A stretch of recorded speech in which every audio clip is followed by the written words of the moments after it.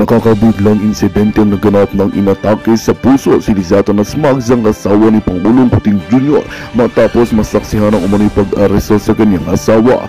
Ayon sa mga ulat mula sa mga testigo, dinala agad si Lizato Nasmag sa pinakamalapit na ospital matapos mangyari ang insidente.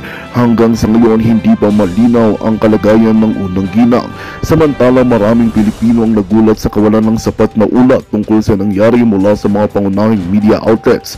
Maraming netizens ang nagtatanong kung bakit tila walang balita ang inilabas tungkol sa pag-aresto kay Pangulong Kuting at sa kalagayan ng kanyang asawa. Inakusahan ng ilang media na may kinikilingan at sinasadyang ilihim sa publiko ang kaganapan. Sa kabila ng mga haka-haka, patuloy na hinihintay ng publiko ang mga opisyal na pahayag mula sa Malacanang ukol sa tunay na nangyari. Maraming Pilipino nag-aabang ng malinaw na impormasyon tungkol sa kalagayan ni Lizato Nasmag at ang mga susunod na hakbang ng pamahalaan sa isyong ito. At yun nga ang balitang ating pagkakatutukan. Ngunit bago ang lahat, siguraduhin mag-subscribe at i-hit ang notification bell para sa patuloy na pagtutok sa mga suyat ng bagong balita sa tunay na boses ng masa.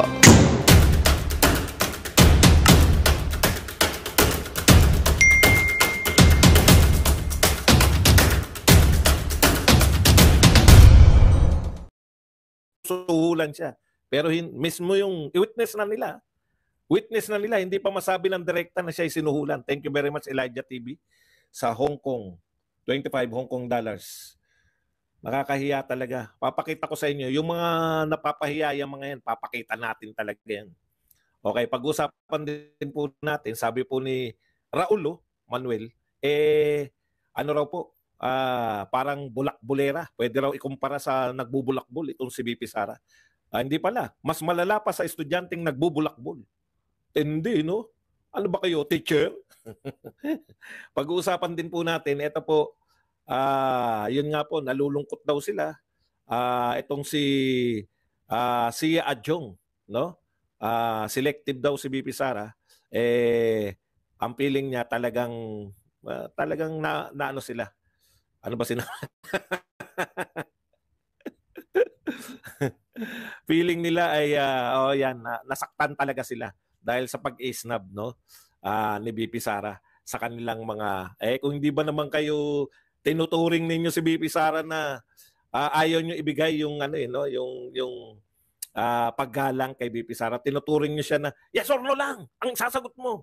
Hindi po pwede yun. Vice President ng Pilipinas yun. Yan po mga pag-usapan natin, pati po yung reaction ni Barry na hindi ka kalibel, Barry. Kung ako yan, Barry, sa'yo, dapat tumahimik ka na lang para hindi, sumagot pa. Iba talaga, no? Kaya lalo ka masasaktan. Yan po mga pag-usapan natin.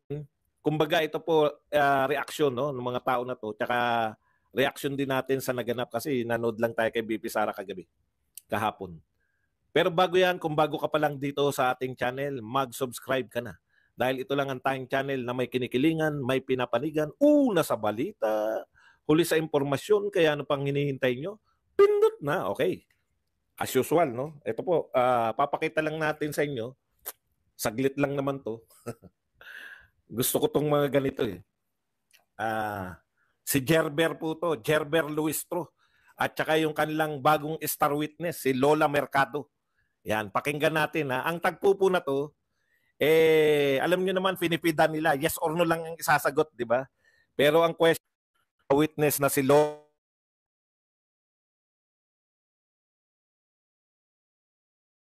BP Sara ay sinuhulan siya. Okay, pakinggan natin ang pagkapahiya ni Gerber. So, lang sa because you feel so uncomfortable. Do you confirm? Yes. And then recently you made mention na it was only once that I had this case with the ombudsman. Do you confirm? Yes, ma'am. And you also made mention that you wish to protect yourself. Do you confirm? Yes. And the reason, ma'am, is because you believe that that envelope is a bribe. Do you agree with me? Because otherwise... Tignan nyo ha. Dinerecha na. Bakit nawala yung audio ko? Grabe naman. Bakit naman nawala? Hindi nyo napakinggan? Hindi nyo napakinggan yung sinabi? Okay. So, dinerecho na ng tuloy-tuloy. Kayo ba ay natitreten kaya hindi nyo Hindi nyo binubuksan kung ano yung laman. Di ba? Kayo ba ay hindi nyo napakinggan? Grabe naman. Ulitin natin. Tignan nyo po kung paano magtanong ha. Parang gusto talaga nila sabihin na bribe ako ni BP Sara. And you did not open the envelope because you feel so uncomfortable. Do you confirm? Yes. And then recently you made mention na it was only once that I had this case with the ombudsman. Do you confirm? Yes, ma'am. And you also made mention that you wish to protect yourself. Do you confirm? Yes. And the reason, ma'am, is because you believe that that envelope is a bribe. Do you agree with me? Tumigil si Lola. Because otherwise, you will not appreciate the job as difficult. You will not uncomfortable opening what you believe is allowance. You will not be thinking about the ombudsman case. You will not be thinking about protecting yourself. The reason why you are considering all these concerns is because you believe that the envelope is a bribe. Do you agree? Yes or no, ma'am? It's kind of harsh word to use. Harsh word to use. Because if... Or should I say, it is a means to influence your decision being the hope? It could be. You said yes to that? You said it could be. Could be. I wish to manifest, Mr. Chair. Nakita nyo po, no? Sarili na po nila. No? Ang pinapoint out ko lang dito, sarili na nilang, kasi hindi ko talaga hindi ko talaga napakinggan eh. May mga nagsabi lang po. Alam nyo po, yung mga ganyan, madali lang pong pag sa korte na po yan, halimbawa, siyempre pag impeachment court po, tapos ito ang testigo nila, madali lang po yan palabasin na hindi niya naman pala daw binuksan. Pinipid kasi ni Gerber eh. Ang napahiya po dito si Gerber. Kasi ang tindi ng projection niyan eh, na siya ay contestant ng declamation contest. Di ba? Pinid mo na lahat, kaya mo ba hindi binubuksan dahil ang pakiramdam kung ano-ano. Tapos sa biglang tanong, yes or no pa lang ha. Alam niyo po, hindi po korte yan. Yan ang malaking pagkakaiba nila eh. Hanggat maaari, kung maipapaliwanag ng mga resource person ninyo, yung gusto nilang sabihin. Kasi wala naman kayo sa korte. Hindi rin naman debate na, sa debate po kasi, yung mayroon pong ganun, yes or no lang ang isasagot mo pag panahon ng interpolation. Ang point lang dito, sarili nyo ng testigo laban kay BP Sara. Hindi pa nakaharap si BP Sara. Una, wala naman siyang sinabi na direkta. Direkta si BP Sara nagbigay? Hindi naman eh. Galing, may nagsasabi, yung nagbibigay sa kanya, galing yan kay BP Sara. Hindi nyo po matetrace yan. Ano sabi ni BP Sara? Asan yung paper trail na galing sa akin yan? Di ba? Kasi nalalabuan ako nung nakita ko to, ay ganyan lang pala sinabi. Kaya kita nyo, hindi nila mabanggit na sinuhulan siya si Lola Mercado, sinuhulan ni BP Sara. Kahit yung mga press na alam natin na kalaban ni BP Sara, hindi nila masabi na may headline na BP Sara nanuhol. Walang ganun eh. BP Sara bribe. Wala po ako nakitang headline na ganun eh. Kasi mabigat po yun. Vice President ng Pilipinas yan. Kahit na yun yung gustong sabihin ni Berger, yes or no na lang isasagot, hindi pa. Hindi nakisama sa script. Pero ganun pa man, binanatan pa rin siya ni BP Sara. Kaya kasi nibak eh. Alam niyo po ba kung magkano lang yung pinag-uusapan natin na pinalalaki nila ng gusto?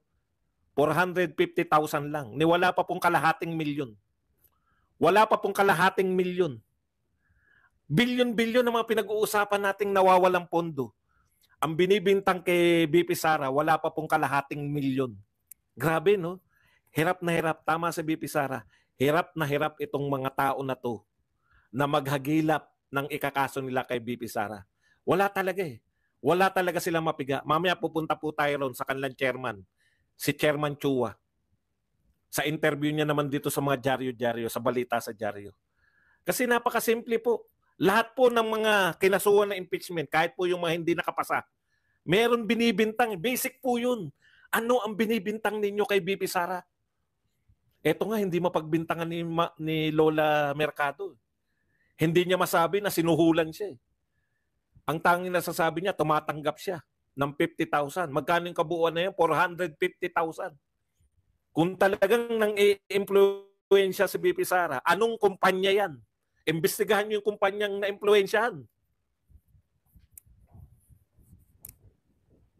Di ba? Anong kumpanya yung binulong sa kanya ni BP Sara na eto pera para paboran mo to?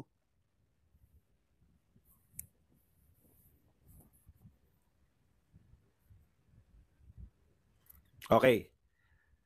Hirap na hirap po ang mga congressman kaya biglang nagwawala na eh. Sa mga hearing talagang laging galit eh. Paano ang pressure sa kanila ng kanilang mga boss? Ganun na lang yung pressure sa kanila. Paano hindi kayo ipipressure? Wala silang kapag-apagasang manalo kay BP Sara pagdating sa 2028. Kaya kinakailangan nila, hindi naman nila masiraan. Ang nakakatawa, naglalabas sila ng mga survey na bumababa si BP Sara. Pati yung survey company, hindi na pinagtitiwalaan. O, di ba? Sino pa nagtitiwala dyan sa No Limit Angere LP Turismo survey company niyan? Wala na. Hinihintay ko nga yung maglabas na rin si Crispin at Basilio survey company. Hinihintay ko rin si Sisa survey company. O No Limit Angere na.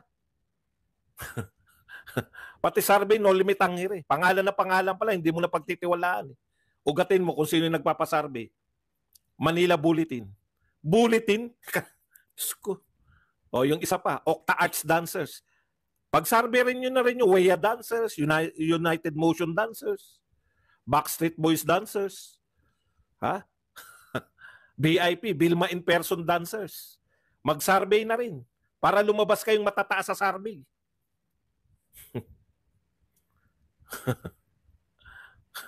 Punta tayo rito kay Barry muna. Kasi ito yung nauna rito eh. Nakakatawa to si Barry, no? Ang sagot ni BP Sara sa kanya, nung tinanong si BP Sara, di ba? Spokesperson, Vice President Lenny na si Sir Barry, feel nila nagamit po sila. Nagamit po rin. Sa tanong kay BP Sara na nagamit, no? Di ba? Tinanong si BP Sara, ano po masabi nyo kay Barry Gutierrez na feeling daw nila nagamit sila ni BP Sara? Hindi na nga pinag-uusapan ngayon si Lenny dahil ang mga pinag-uusapan na ngayon yung mga video, sino yung amo nila Castro, nila Trillanes at saka niya, no? Ano sabi ni BP Sara? Si Barry, kung meron akong sasagutin, dito lang ako sa taas. Si Vice President Lenny, or si President Marcos, or si Zaldico, or si Martin Lemoy. Tignan nyo ha. Hindi ko nasasagutin si Barry. Kung may sasagutin ako, yung mga nasa taas lang. Vice President Lenny Robredo, Ferdinand President Marcos, si Saldi at saka si Martin. Sila yung mga sinasabi niya nasa taas. Kawawa ka naman, Barry. At dahil naghimutok si Barry, eto po ang sabi ni Barry, pasensya na po, ganyan lang po talaga kami dito sa baba. Nakikipag-usap sa lahat. Di ko po kasi alam na di pala dapat namin sinusubukan kausapin kayong mga nasa taas. Sorry na po, ma'am, o prinsesa pa po dapat. Alam mo, Barry, lalo ka lang nakakahiya. No? Inilagay ka lang sa sarili mong lalagyan.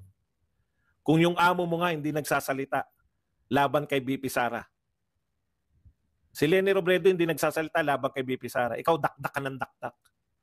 Nilagay ka sa tamang lalagyan mo, hindi kita sasagutin dahil wala ka naman eh. Wala ka namang bilang. Di ba? Wala ka namang bilang eh. Napahiya. Ay, ganun po ba, mahal na prinsesa? Utot mo. Manahimik ka muna, Barry, para hindi ka mas lalong nakakahiya. Oo, prinsesa siya. Bakit? Eh, di lalo ka napahiya. Ang turing namin sa kanya, mahigit pa sa prinsesa. Tapos ikaw, e-epal ka? Yun yung problema ng mga may-epal. Mapapahiya talaga. Hindi mo ikasisikat yan, Barry. Okay, eto naman po.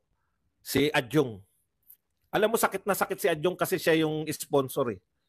No?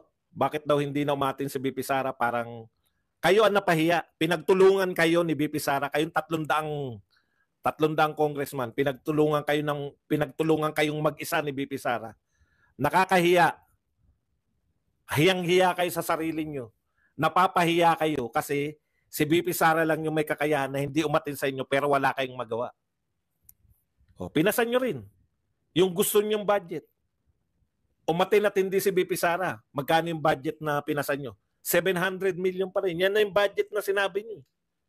Bakit pa atin si BP Sara? Para kutsain ninyo, para ipahiya ninyo. Hindi kayo bibigyan ng chance. Matalino yung Ali. Di ba? Pinagtulungan kayong mag-isa. Pwede nyo ba sabihin yun? Pakiramdam nila, pinagtulungan silang mag-isa eh. Isa lang si BP Sara, 300 kayo.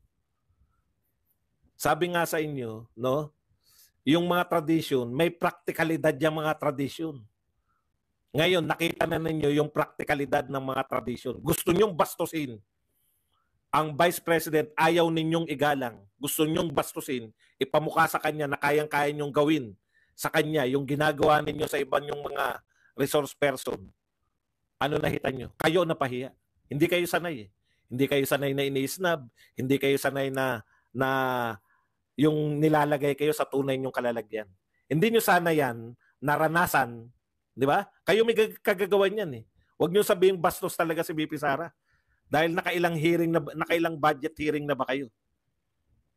Last year, nakisama si BP Sara, kayo pa rin na nasunod. Pinagtanggol yung confidential fund last year. Naroon si BP, last year ba o nung nakaraan? Pinagtanggol yan, nariyan si BP Sara, tapos tinanggal ninyo. Para saan? Bakit siya attend? Ang hamon nga ni BP Sara, bahala na kayo. Bakit nyo pa ako papaatinin dyan? Para bastusin? Sino po ang mukhang naging kawawa? Marian Julian, thank you very much sa 6 buhol-buhol. Kalimutan ko. Paatinin nyo para bastusin ninyo? Hindi papayag yung Vice President namin. Sino ngayon na napahiya?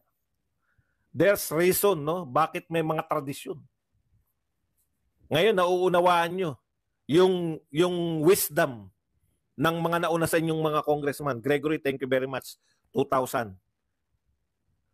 Okay. Ito yung sinabi ni Adjong. Eh. Selected daw si BP Sara. Does not speak highly of an official, especially the one that is occupying the second highest mark. Hindi raw yan gawain ng second highest official. Yung ginagawa nyo hindi gawain. Hindi nyo siya ginalang eh. Nasaktan kayo kasi gusto nyo, wala naman nanood sa inyo na yung ginagawa nyo ay pabor kay BP Sara. Alam naman ng lahat eh.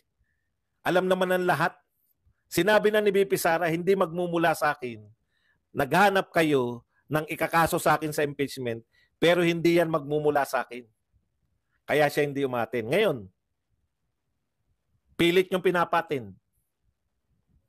Magkakahiyaan kayo niyan. Makakarating kayo ng Supreme Court. Pag kinontempt ninyo yung mga tauhan ni BP Sara at hindi nyo siya kinontempt. Di ba? Oh. Hanggang Supreme Court kayo niyan.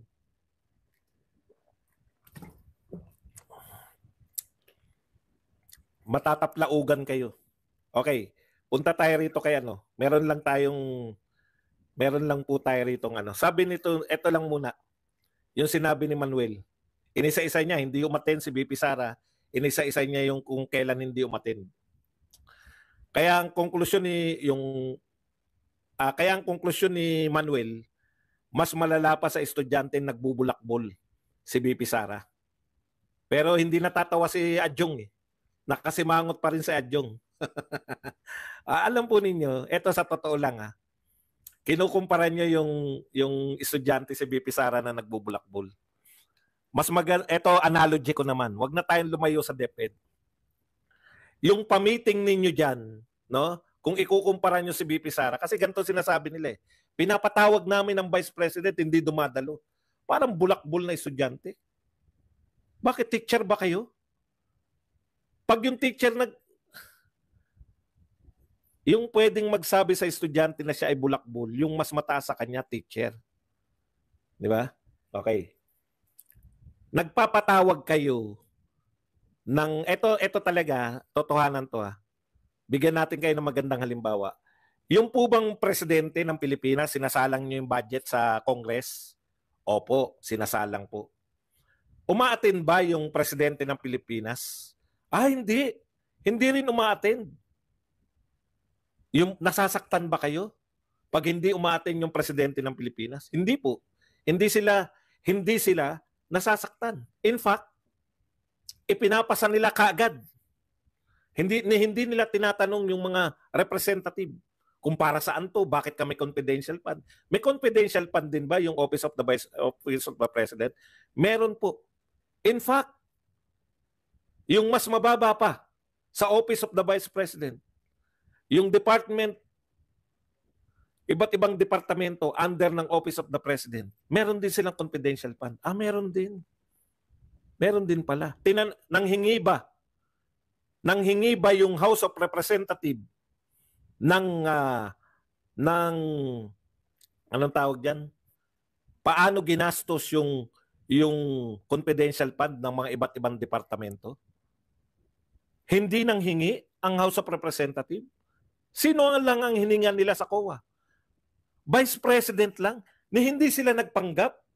Halimbawa, kung ako kasi yan, no, para ipakita ko na fair ako, pag sinabi sa akin ng Vice President, sinisingle out nyo kami. Hindi po, Madam Vice President. Katunayan, hiningan din namin ng confidential fund report yung PNP, yung DILG, yung Department of National Defense. Kung ako namumuno dun, hindi. Pinamumukha ng pinuno ng HOR, makapangyarihan kami. Kaya naming isingle out ka. Office of the Vice President lang, COA, pengi kami. Bakit po hindi, kung ako naman COA, bakit hindi nyo po hingan din yung ibang ano? Ayaw namin eh. Hindi naman si Vice President yan. Kaya wag nyo sabihin na patas-patas kayo dyan. Wag nyo rin sabihin na hindi nyo pinag-iinitan si Vice President. Pag initan nyo, mas mababa kayo sa Vice President.